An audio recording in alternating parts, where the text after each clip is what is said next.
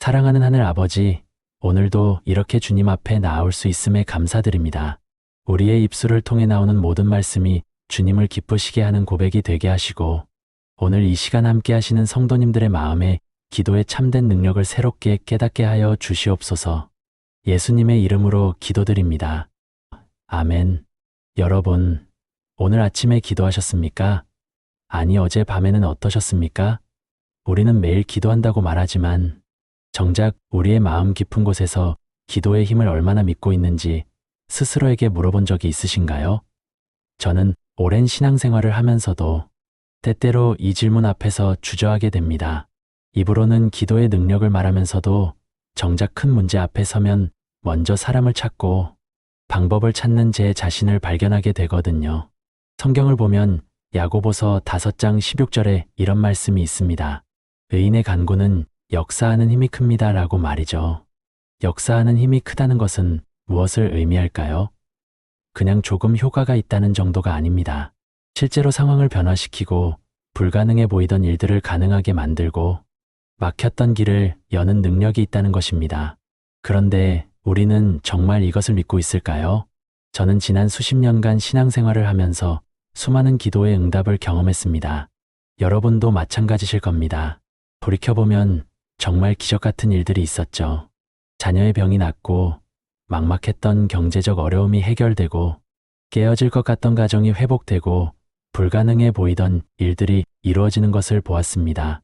그런데 신기한 것은 그 응답을 받은 그 순간에는 하나님께서 정말 살아계시구나, 기도가 정말 능력이 있구나 하고 믿었다가도 시간이 지나면 또다시 의심하고 염려하는 우리 자신을 발견하게 된다는 것입니다. 엘리야 선생을 한번 생각해 보세요. 갈멜산에서 바알의 선지자 450명을 대적하여 하늘에서 불을 내리게 한 그 위대한 믿음의 사람이 아닙니까? 그 엄청난 기도의 응답을 경험한 바로 그 사람이 이세벨의 위협 한마디에 무너져서 로뎀나무 아래서 주님, 이제 저의 생명을 거두어 주십시오라고 기도했습니다. 이것이 우리의 모습이 아닐까요? 놀라운 응답을 경험하고도 다시 흔들리고 확신했다가도 다시 의심하는 연약한 인간의 모습 말입니다. 그렇다면 우리는 어떻게 해야 할까요? 기도의 힘을 정말로 믿는 사람이 되려면 무엇이 필요할까요? 여러분, 믿음이라는 것은 감정이 아닙니다. 기분 좋을 때 생겼다가 기분 나쁠 때 사라지는 그런 것이 아니란 말입니다. 믿음은 선택입니다. 매 순간 내가 무엇을 신뢰할 것인가를 선택하는 것이죠. 내 눈에 보이는 상황을 믿을 것인가, 아니면 하나님의 말씀을 믿을 것인가를 선택하는 것입니다. 히브리서 11장 1절을 보면 믿음은 바라는 것들의 실상이요 보이지 않는 것들의 증거라고 말씀하십니다. 아직 보이지 않지만 그것이 이미 있는 것처럼 확신하는 것, 그것이 믿음입니다. 기도할 때도 마찬가지입니다. 아직 응답이 눈에 보이지 않아도 상황이 전혀 변하지 않은 것처럼 보여도 하나님께서 이미 응답하고 계시다는 것을 믿는 것입니다. 많은 분들이 기도의 힘을 믿지 못하는 이유 중 하나는 즉각적인 응답을 기대하기 때문입니다. 우리는 빠른 시대에 살고 있습니다. 무엇이든지 빨리빨리 이루어지길 원하죠. 배달 음식도 30분 안에 오기를 바라고 인터넷 검색도 0.1초 안에 결과가 나오기를 원합니다. 그런데 기도는 그렇지 않습니다. 하나님의 시간표는 우리의 시간표와 다릅니다. 베드로후서 3장 8절에 보면 주님께는 하루가 1000년 같고 1000년이 하루 같다고 했습니다. 제가 아는 한 성도님의 이야기를 들려드리겠습니다. 그분은 불신자 남편을 위해 30년을 기도했습니다. 30년이라는 세월이 얼마나 긴 시간입니까? 자녀가 태어나서 장성하여 결혼할 때까지의 시간입니다. 그 긴 세월 동안 매일같이 남편의 구원을 위해 기도했지만 남편은 변하지 않았습니다. 오히려 교회 나가는 것을 더욱 반대하고 핍박했습니다. 그분은 때때로 낙심했습니다. 하나님, 정말 제 기도를 들으시는 겁니까? 30년이 지났는데도 아무 변화가 없습니다라고 울며 기도했습니다. 그런데 놀랍게도 남편이 갑자기 큰 병에 걸렸고 병상에서 하나님을 만났습니다. 그리고 회복된 후 그 누구보다 열심히 주님을 섬기는 사람이 되었습니다. 30년이라는 시간이 헛되지 않았습니다. 하나님께서는 그 모든 기도를 들으셨고 가장 좋은 때에 가장 좋은 방법으로 응답하셨습니다. 우리가 기도의 힘을 믿지 못하는 것은 때로 우리의 짧은 시각 때문입니다. 우리는 지금 당장의 변화를 보기 원하지만 하나님은 영원한 관점에서 가장 선한 것을 계획하고 계십니다. 또 다른 이유는 우리가 기도를 하나의 주문처럼 생각하기 때문입니다. 마치 램프의 요정에게 소원을 말하듯이 내가 원하는 것을 말하면 그대로 이루어져야 한다고 생각하는 것이죠. 그러나 기도는 그런 것이 아닙니다. 기도는 하나님과의 대화입니다. 관계입니다. 사랑하는 자녀가 아버지께 나아가 마음을 나누는 것입니다. 생각해 보세요. 여러분의 자녀나 손주가 여러분께 무언가를 요청할 때 여러분은 어떻게 하십니까? 무조건 들어주시나요? 아니면 때로는 아이에게 정말 필요한 것이 무엇인지를 생각하고 더 좋은 것을 주시려고 하지 않으십니까? 하나님도 마찬가지입니다. 우리가 구하는 것이 정말 우리에게 유익한 것인지 하나님의 뜻에 합당한 것인지를 아시고 때로는 우리가 구한 것보다 더 좋은 것으로 응답하십니다. 마태복음 7장 7절부터 11절을 보면 이런 말씀이 있습니다. 구하라 그리하면 너희에게 주실 것이요 찾으라 그리하면 찾아낼 것이요 문을 두드리라 그리하면 너희에게 열릴 것이니 구하는 이마다 받을 것이요 찾는 이는 찾아낼 것이요 두드리는 이에게는 열릴 것이니라. 너희 중에 누가 아들이 떡을 달라 하는데 돌을 주며 생선을 달라 하는데 뱀을 줄 사람이 있겠느냐? 너희가 악한 자라도 좋은 것으로 자식에게 줄 알거든 하물며 하늘에 계신 너희 아버지께서 구하는 자에게 좋은 것으로 주시지 않겠느냐? 여러분, 이 말씀이 무엇을 의미합니까? 하나님은 우리의 기도를 들으시고 반드시 응답하시되 우리에게 정말 좋은 것으로 주신다는 것입니다. 때로 우리는 떡이라고 생각하고 구하지만 실제로는 우리에게 해가 되는 돌일 수 있습니다. 그럴 때 하나님은 우리가 구한 그것을 주지 않으시고 우리에게 정말 필요한 것을 주십니다. 이것이 사랑이십니다. 제 경험을 하나 나누겠습니다. 젊었을 때 저는 어떤 일이 이루어지기를 간절히 기도했습니다. 정말 절실했고 그것이 제 인생에 꼭 필요하다고 생각했습니다. 그래서 금식하며 기도했고 눈물로 호소했습니다. 그런데 하나님은 응답하지 않으셨습니다. 저는 실망했고 때로는 하나님을 원망하기도 했습니다. 그런데 세월이 흘러 돌아보니 그때 제가 구했던 것이 이루어지지 않은 것이 얼마나 큰 은혜였는지 깨닫게 되었습니다. 만약 그것이 이루어졌다면 저는 지금과는 전혀 다른 그리고 훨씬 더 어려운 상황에 처했을 것입니다. 하나님은 우리가 구하는 것을 다 아시고 우리에게 정말 필요한 것이 무엇인지도 아십니다. 그래서 때로는 우리의 기도에 아니오라고 답하시거나 잠시 기다리라고 하십니다. 이것도 응답입니다.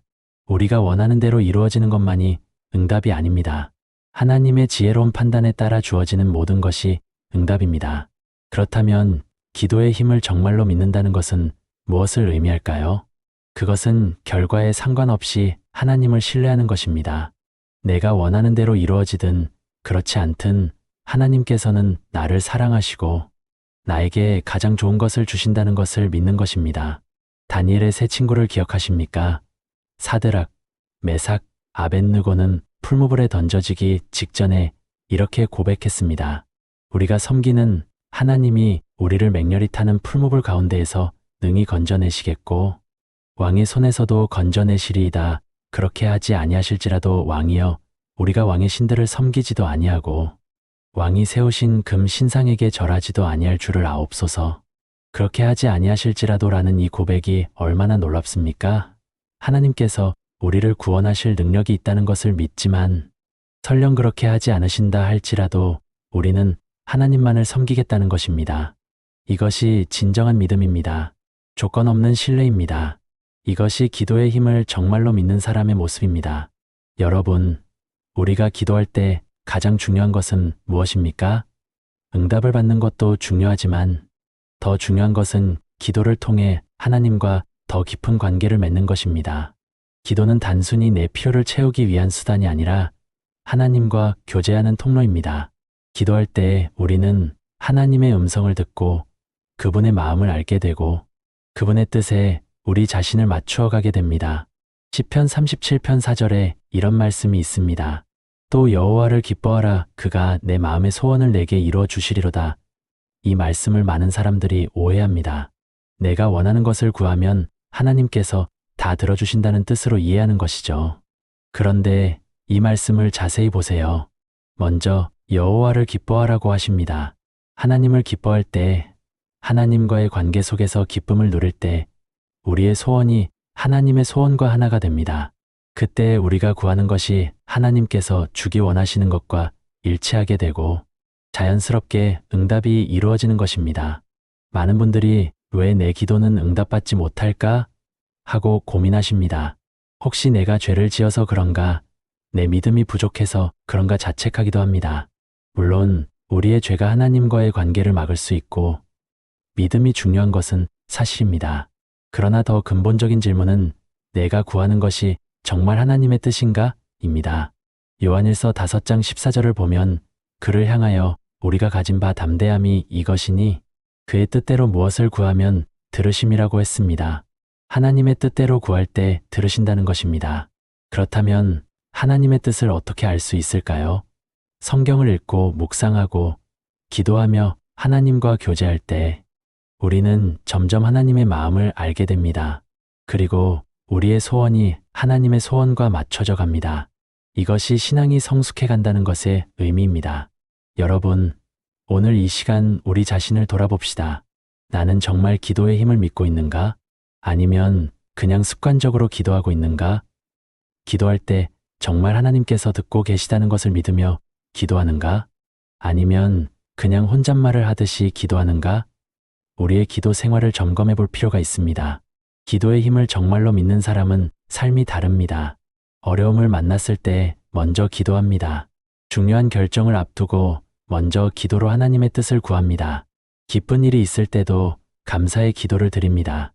기도가 그의 삶의 중심이 됩니다.